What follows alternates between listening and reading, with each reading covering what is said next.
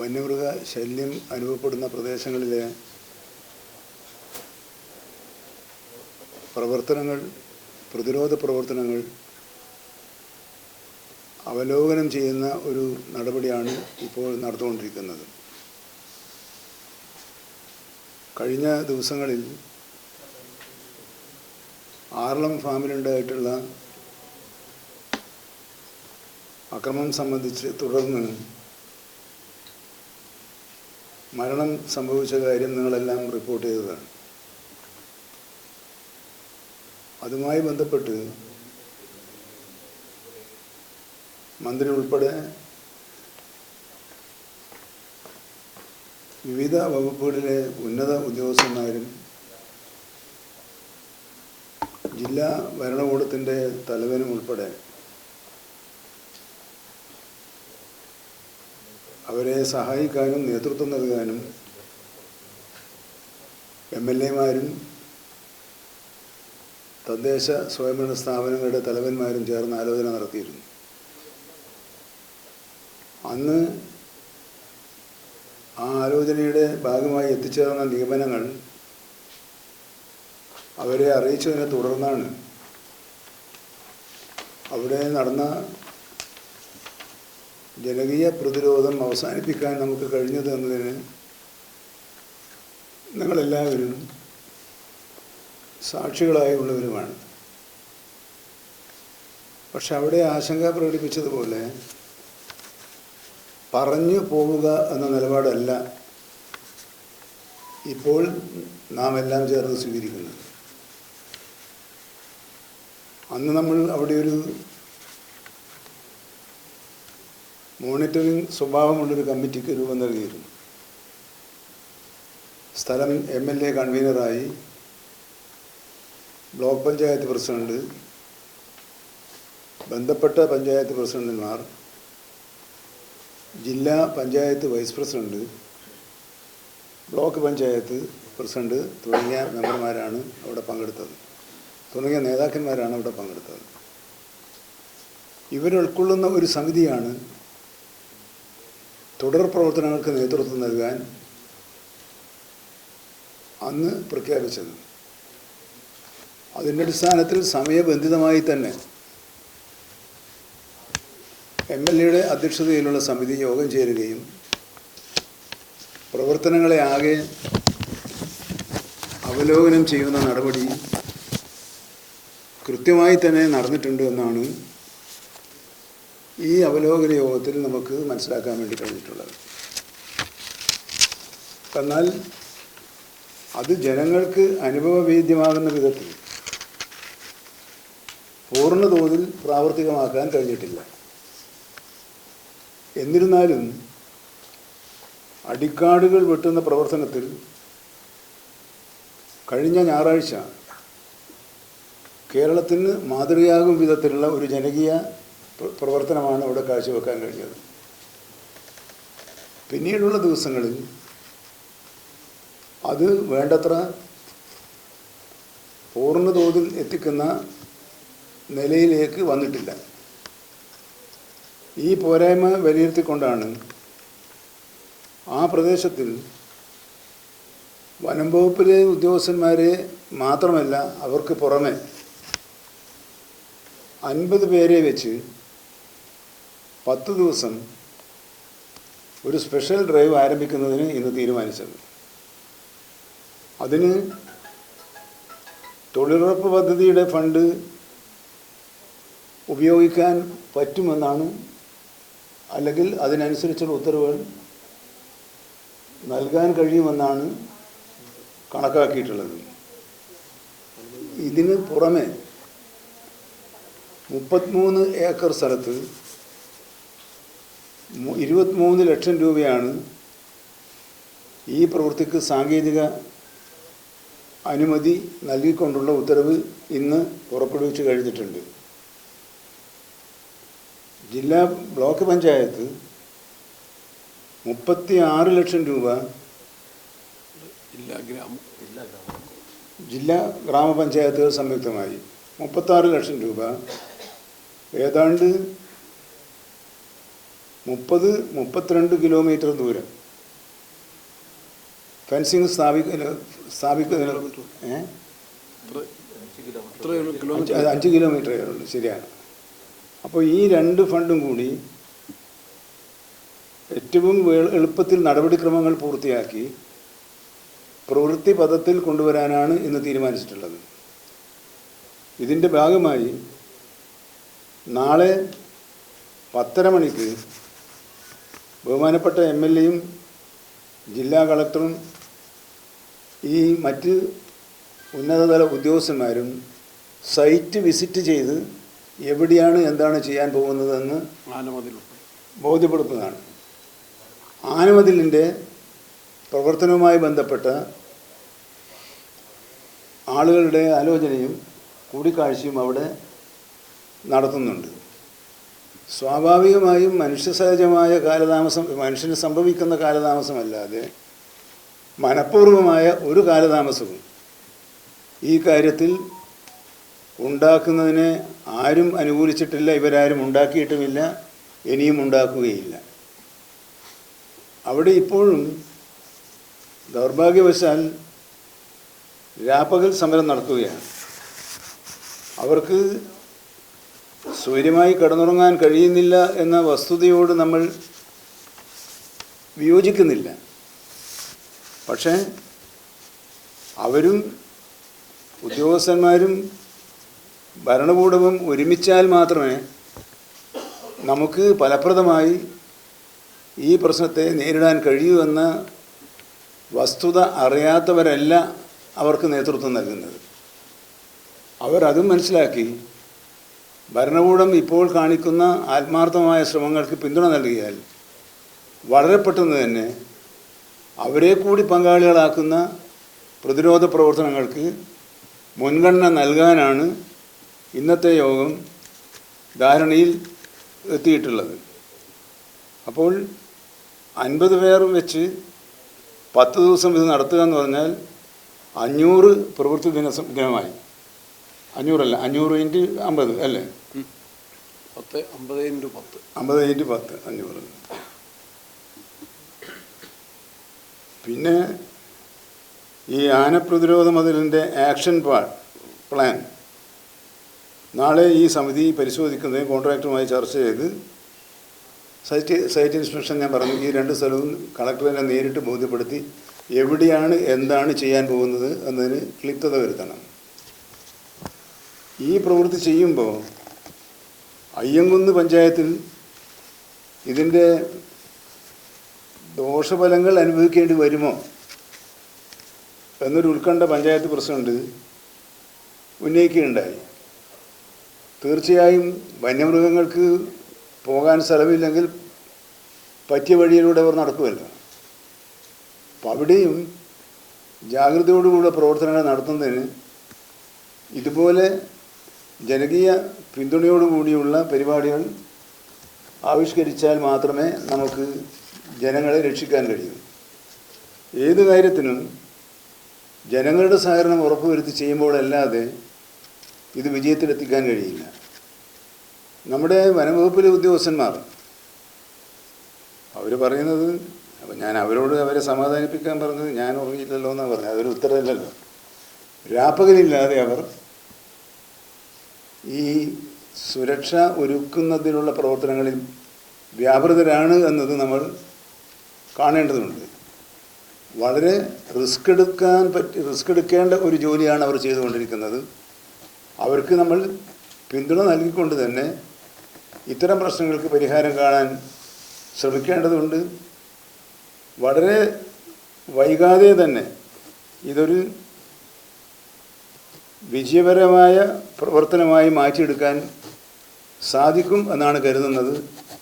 അതിന് ഗവൺമെൻറ്റിൻ്റെ ഭാഗത്തു നിന്നും എന്തൊക്കെ ഉത്തരവുകളും സഹായങ്ങളുമാണോ ആവശ്യം, അത് കാലതാമസമില്ലാതെ തന്നെ കൊടുക്കുന്നതിന് ഉള്ള ക്രമീകരണങ്ങൾ ചെയ്തിട്ടുണ്ട്.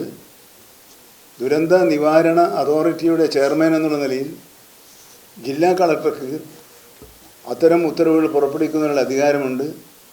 ആ അധികാരം ഉപയോഗിച്ച് അത്തരം കാര്യങ്ങൾ ചെയ്യണമെന്നാണ് പറഞ്ഞത്. കൊളശ്ശേരി പഞ്ചായത്ത് പ്രസിഡന്റ് ഇവിടെ എത്തിയിട്ടുണ്ട്. അവിടെ ഇത് ഒരു മുള്ളൻ പന്നിയാണെന്നാണ് അവർ പറയുന്നത്, കാട്ടുപന്നിയാണെന്നാണ് വേറൊരു അഭിപ്രായം. ഇത് രണ്ടായാലും ആ പന്നിയുടെ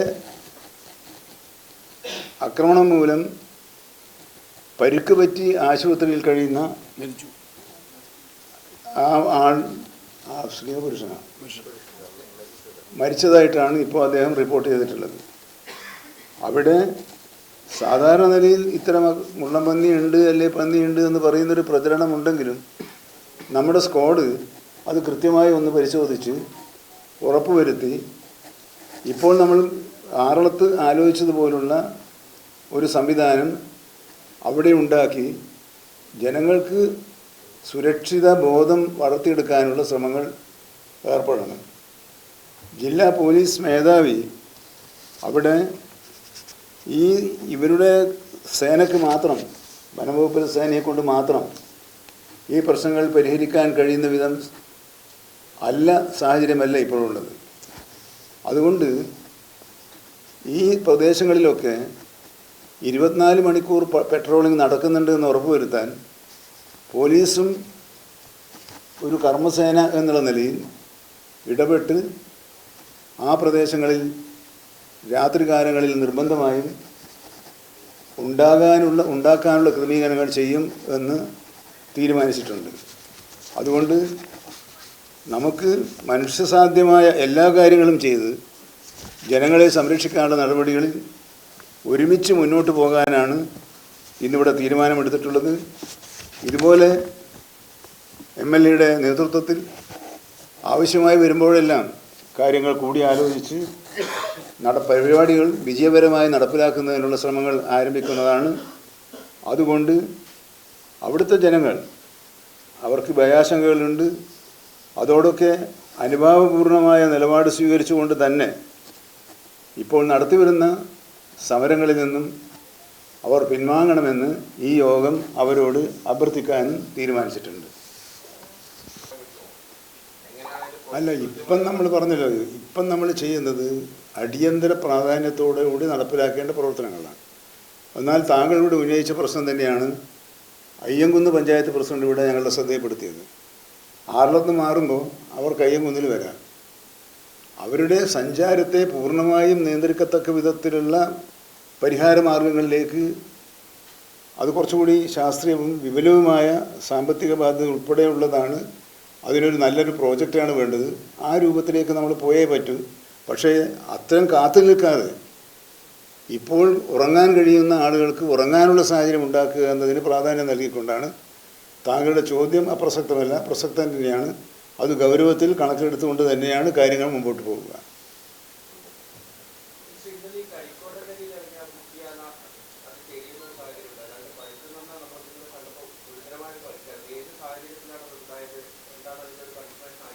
അത് ഞങ്ങളിവിടെ ആലോചിച്ചു.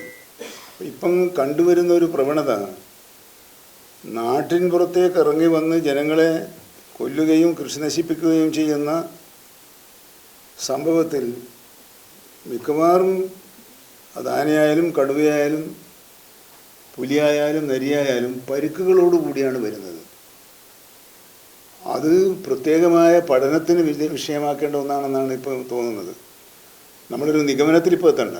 കാരണം ഇന്നിപ്പോൾ നമ്മൾ കണ്ട 3.5 വയസ്സുള്ള കുട്ടിയാന, അതിൻ്റെ മുഖമാകെ ചിതറിപ്പോയിട്ടുണ്ട്. അപ്പോൾ ഒരു നല്ല നിലയിലുള്ള ഒരു പൊട്ടിത്തെറി ആ പ്രദേശങ്ങളിൽ അനുഭവപ്പെട്ടിട്ടുണ്ട് എന്നതാണ് നമ്മൾ മനസ്സിലാക്കേണ്ടത്. അത് വനം വകുപ്പിൻ്റെ ഒരു പ്രത്യേക ടീം ഇങ്ങനെ സംഭവിക്കുന്നതും കാലാവസ്ഥാ വ്യതിയാനം കൊണ്ടാണോ, മൃഗങ്ങൾ തമ്മിലുള്ള സംഘർഷം കൊണ്ടാണോ, അല്ല മറ്റു തരത്തിലുള്ള പഴയ കാലത്തുണ്ടായതുപോലെ ഈ വനം കൊള്ളക്കാർ എന്തെങ്കിലും ചെയ്യുന്നുണ്ടോ തുടങ്ങിയതൊക്കെ ഇപ്പം നമുക്ക് ഇങ്ങനെയാണെന്ന് കൃത്യമായി ഒരു നിഗമനത്തിൽ എത്തിച്ചേരുന്നത് ശരിയല്ല. മുൻവിധിയില്ലാതെ അതെന്താണ് സംഭവിച്ചത് എന്ന് പരിശോധിക്കുന്നതിനാണ് ഇപ്പോൾ ഉദ്ദേശിക്കുന്നത്.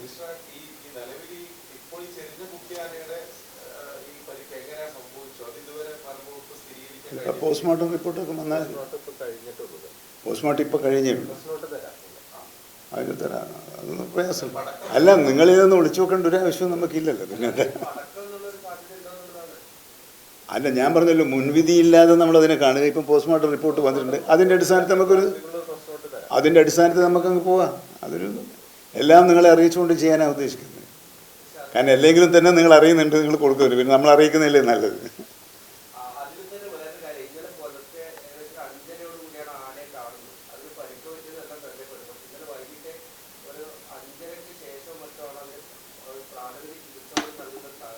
അത് ശരിയാണ്. കാരണം ഡോക്ടർമാരെത്തണമായിരുന്നു. ഡോക്ടർമാർ ഇത് വിദഗ്ധ ഡോക്ടർമാർ വേണമല്ലോ. ഇല്ല, നടപടിക്രമം മയക്കുവെടി വെക്കാനൊക്കെ ഉത്തരവ് കൊടുത്തിരുന്നല്ലോ. അതിലൊന്നും കാലതാമസം ഉണ്ടായില്ല. കാരണം അല്ല, മയക്കുവെടി വെക്കാൻ്റെ കാര്യം മയക്കുവെടി വെക്കേണ്ട ഉത്തരവ് ഒരു 11:30 മണിയോടുകൂടി കൊടുത്തിട്ടുണ്ടെന്നാണ് ഞാൻ മനസ്സിലാക്കിയത്. പിന്നെ വെടിവെച്ച് കൊല്ലണമോ വേണ്ടയോ, മയക്കുവെടി വെക്കണമോ വേണ്ടയോ എന്ന് തീരുമാനിക്കുന്നത് ഡോക്ടർമാരുടെ നിരീക്ഷണത്തിന് വിധേയമായിട്ടാണ്. അപ്പോൾ അത് അവർ വന്ന് പരിശോധിക്കുകയൊക്കെ ചെയ്യേണ്ടതുകൊണ്ട് സ്വാഭാവികമായ കാലതാമസത്തിനപ്പുറം മനഃപൂർവ്വമായ ഒന്നുണ്ടതായിട്ട് ശ്രദ്ധയിൽപ്പെട്ടിട്ടില്ല. പിന്നെ ചൂടുള്ള അങ്ങനെ പല കാര്യങ്ങളുണ്ട്. സാങ്കേതികമായ കുറേ നടപടിക്രമങ്ങൾ പൂർത്തിയാക്കാതെ ചെയ്യാൻ പറ്റില്ല. അതുകൊണ്ടാണ് സ്വാഭാവികമായ ഒരു കാലതാമസം ഉണ്ടല്ലോ. അരി അടുപ്പിൽ ഇട്ടാൽ വേവണ്ടേ, അതിനുള്ള കാലതാമസമൊക്കെ ഒഴിവാക്കാൻ വേവാത്ത പച്ചരി കഴിക്കേണ്ടി വരില്ല നമ്മൾ. അപ്പോൾ അതുകൊണ്ട് മനഃപൂർവ്വമായ ഒരു കാലതാമസം ഉണ്ടായതായി ശ്രദ്ധയിൽപ്പെട്ടിട്ടില്ല. പിന്നെ അങ്ങനെ ശ്രദ്ധയിൽപ്പെട്ടാൽ നമുക്ക് നോക്കുകയും ചെയ്യാം. അതിനൊന്നും ഒരു പ്രയാസമില്ല.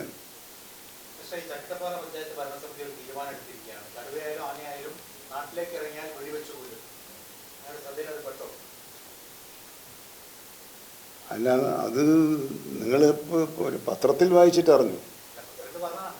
അല്ലാതെ പക്ഷേ തദ്ദേശ സ്വയംഭരണ സ്ഥാപനങ്ങൾ അവരുടെ തീരുമാനത്തിന്മേൽ എന്താണെന്ന് പരിശോധിക്കുകയും നടപടി സ്വീകരിക്കാനും അവിടെ ഒരു വകുപ്പുണ്ടല്ലോ.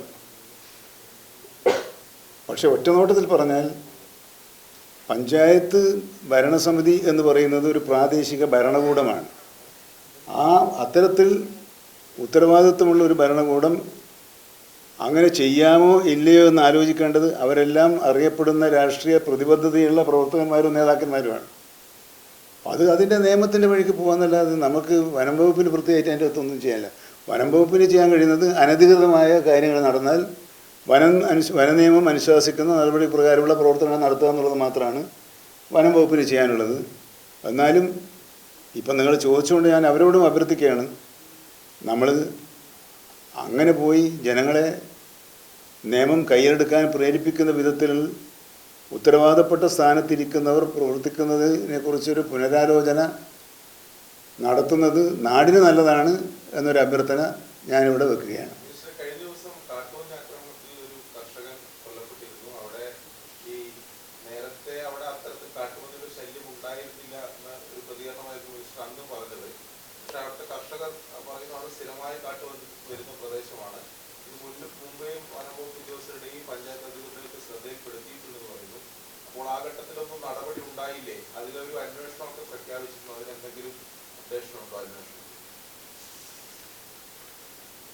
അല്ല, ഇപ്പം ഇന്ന് നിങ്ങളും അവിടെ ഉണ്ടായതല്ലേ, ഞാനിപ്പം നിങ്ങൾ പറഞ്ഞാൽ ഞാൻ അറിയില്ല.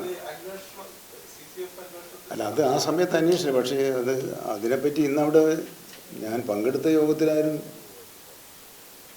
സൂചിപ്പിച്ചില്ല. എന്നാൽ വേറൊരാൾ എന്നോട് പറഞ്ഞത് അവിടെ 4-5 കാട്ടുപന്നികളുണ്ട്, അവർ പക്ഷേ ജനങ്ങളുമായി വളരെ സൗഹൃദത്തിൽ കഴിയുന്നവരാണെന്നാണ് പറഞ്ഞത്. അത് രണ്ടും നമ്മൾ എടുക്കണ്ട.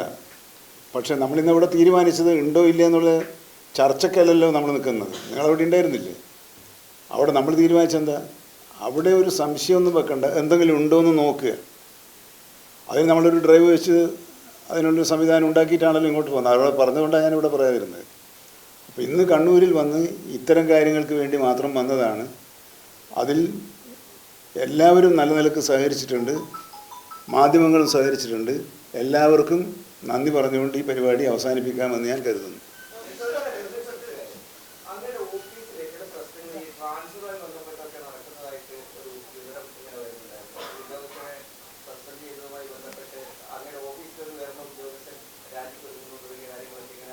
എൻ്റെ ഓഫീസിൽ നിന്ന് ഒരാളും രാജിക്കൊരുങ്ങില്ല, അത്രേ എനിക്കറിയുള്ളൂ. ബാക്കി എനിക്കറിയില്ല. ഒരു തർക്കമില്ല. അവിടെ ഉദ്യോഗസ്ഥന്മാരുമായിട്ട് കൂടിയാലോചിച്ചല്ലേ അവിടെ ചെയ്യുന്നത്. അവിടെ എൻ്റെ ഓഫീസിലെ ഒരു ഉദ്യോഗസ്ഥനും ഏതെങ്കിലും ഒരു അസംതൃപ്തിയോ തൃപ്തികേടോ സംതൃപ്തി കൂടുതലോ ഒന്നുമില്ല. അവരുടെ ജോലി കൃത്യമായി ചെയ്യുന്നുണ്ട്. എന്തെങ്കിലും പോരായ്മകളുണ്ടെങ്കിൽ അവരെൻ്റെ ശ്രദ്ധയിൽപ്പെടുത്താറുണ്ട്. അത് സാധാരണ ഉണ്ടാവുമല്ലോ, ഒരു ഓഫീസാകുമ്പം ചില പോരായ്മകൾ. അതിപ്പോൾ 4 കൊല്ലമായില്ലേ. അപ്പോൾ ചില കാര്യങ്ങൾ ശ്രദ്ധയിൽപ്പെടുത്തും. അത് അവരുമായിട്ട് വർത്തമാനം പറഞ്ഞ് പരിഹരിച്ച് പോകുന്ന ഒരു ജനാധിപത്യ രീതിയിൽ പ്രവർത്തിക്കുന്ന ഒരു ഓഫീസാണ് എൻ്റെ ഓഫീസ്. അല്ല, അതൊക്കെ ട്രാൻസ്ഫറും പോസ്റ്റിംഗ് ഒക്കെ അല്ലേ. അല്ല അതിൽ എൻ്റെ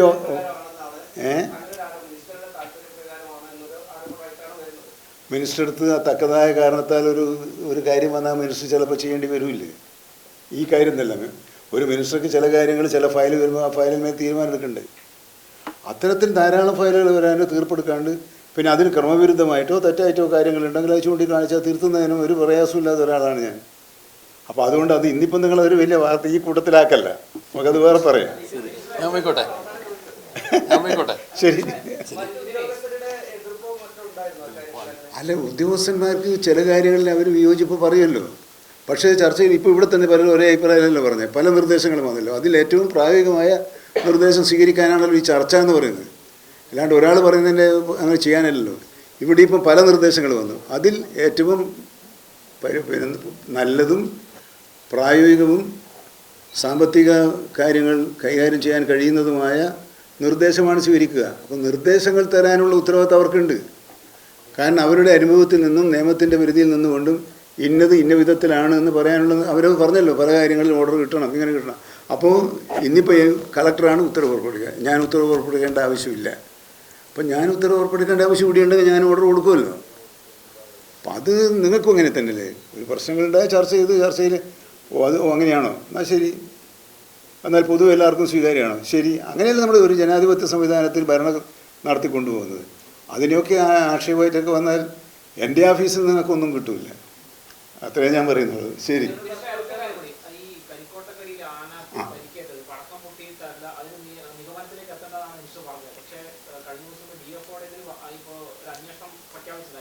അതെ, അത് വരട്ടെ. ഞാൻ അങ്ങനെയല്ലെന്നും പറഞ്ഞില്ല, ആണെന്നും പറഞ്ഞില്ലല്ലോ. ഇപ്പോൾ ഇതാൾ വന്നിട്ടുണ്ട്, ആ റിപ്പോർട്ട് പരിശോധിച്ചാൽ നമുക്ക് നിങ്ങൾക്ക് തരാമെന്നും പറഞ്ഞില്ല. അപ്പോൾ അതാണ് തീരുമാനം. എൻ്റെ അഭിപ്രായം ഇപ്പം അവർ പുറപ്പെടുവിക്കാൻ പോകുന്ന പത്രക്കുറിപ്പിൽ പറയുന്ന റിപ്പോർട്ടിൻ്റെ അടിസ്ഥാനം അതാണ് എൻ്റെ റിപ്പോർട്ട്. എൻ്റെ നിഗമനം ആ റിപ്പോർട്ടാണ്. പിന്നെ ആ റിപ്പോർട്ട് പോരാന്നുണ്ടെങ്കിൽ അത് വേറെ നമുക്ക് പരിശോധിക്കാം. അല്ല, അത് തരാന്നല്ലേ. ആ ശരി. അതിനൊരു ഡോക്ടർമാരും 3 വെറ്റിനറിയൻസിന്റെ ടീമാണെന്ന് പോസ്റ്റ്മോർട്ടം ചെയ്ത്. ഫോറസ്റ്റ് വെറ്റിനറിയും ഉണ്ട്, ആനിമൽ ഹസ്ബൻഡറി ഉണ്ട്. ഒരു ഇൻഡിപെൻഡന്റ് ബോഡിയാണ്. ഞാൻ അവർ പറയുന്നത് വെച്ച് മുമ്പോട്ട് നീങ്ങാണ്.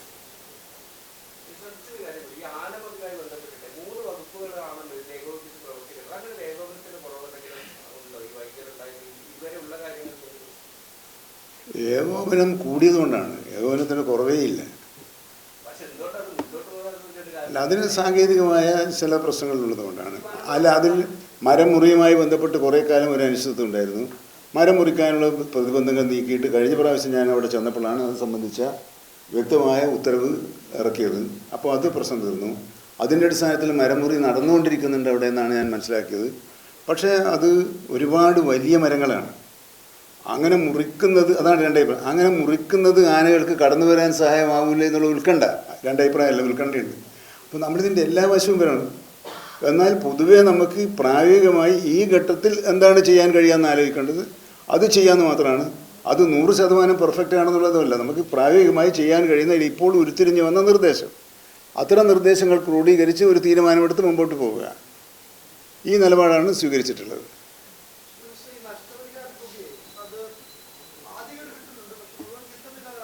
അതൊരു തെറ്റിദ്ധാരണ കൊണ്ടാണ്. ആദ്യം നമ്മൾ ഈ നഷ്ടപരിഹാരം എന്ന വാക്ക് അങ്ങോട്ട് മാറ്റുക. ആശ്വാസധനമാണ്, സഹായധനമാണ്. നഷ്ടം എന്ന് പറയുന്നത് ഒരു മനുഷ്യൻ്റെ ജീവൻ്റെ വില ആരാ നിശ്ചയിച്ചത്? എത്ര രൂപ നഷ്ടമാണ് ഒരു മനുഷ്യജീവൻ്റെ നഷ്ടം? എത്രയാണ്? ഒരു കാർ ആക്സിഡൻ്റ് ആയാൽ നഷ്ടം നമുക്ക് കണക്കാക്കാം. മനുഷ്യജീവന് പണം വില കണക്കാക്കുമല്ലോ. അത് ഞങ്ങൾ ഗവൺമെൻറ്റിൻ്റെ ഒരു സഹായം, ജനങ്ങളുടെ ഒരു സഹായം ആ നിലക്കാണ് കൊടുക്കുന്നത്. അതിൻ്റെ നടപടിക്രമം എന്ന് പറയുന്നത് ആ ധനം, സഹായധനത്തിന് അർഹതരായ പിന്തുടർച്ചാവകാശി ആരാണ്? ഇത് തീരുമാനിക്കാതെ ആരെങ്കിലും വാങ്ങിപ്പോയാൽ നാളെ ആരെ ഉത്തരം പറയാം? നിയമം അങ്ങനെയാണ്. പിന്തുടർച്ചാവകാശ സർട്ടിഫിക്കറ്റ്, മരണകാരണം ഡെത്ത് സർട്ടിഫിക്കറ്റും ഹാജരാക്കുന്ന മുറക്കാണ് സഹായധനം നൽകേണ്ടതെന്നാണ് വ്യവസ്ഥാപിത നിയമം. എന്നാൽ ഒരാൾ മരണപ്പെട്ടാൽ നിയമത്തിൻ്റെ ഭാഷയിൽ സംസാരിക്കുന്നതിന് പകരം ആദ്യ ഗഡുവായി പകുതി സംഖ്യ അവരവിടെ പൊതുപ്രവർത്തകന്മാർ ഉൾപ്പെടെ നിർദ്ദേശിക്കുന്ന, ആർക്കും പ്രത്യക്ഷത്തിൽ വ്യത്യസ്ത അഭിപ്രായമുണ്ട് എന്ന് തോന്നാത്ത ആൾക്കാണ് നൽകുക. അത് നൽകുന്നത് തന്നെ അക്കൗണ്ടിലാണ്, അല്ലാതെ കയ്യിൽ കാശ് നൽകുന്നില്ല. ബാക്കി തുക, പൂർണ്ണമായും തുക കൊടുക്കണമെങ്കിൽ അവകാശി ആരാണ് എന്ന രേഖകൾ ഹാജരാക്കും. അങ്ങനെ പിന്തുടർച്ചാവകാശ സർട്ടിഫിക്കറ്റ് ആക്കിയ ആർക്കെങ്കിലും രണ്ടാം ഗഡു കൊടുക്കാൻ ബാക്കിയുണ്ടെങ്കിൽ അത് ചൂണ്ടിക്കാണിച്ചാൽ നാളെ കൊടുക്കുന്നതാണ്.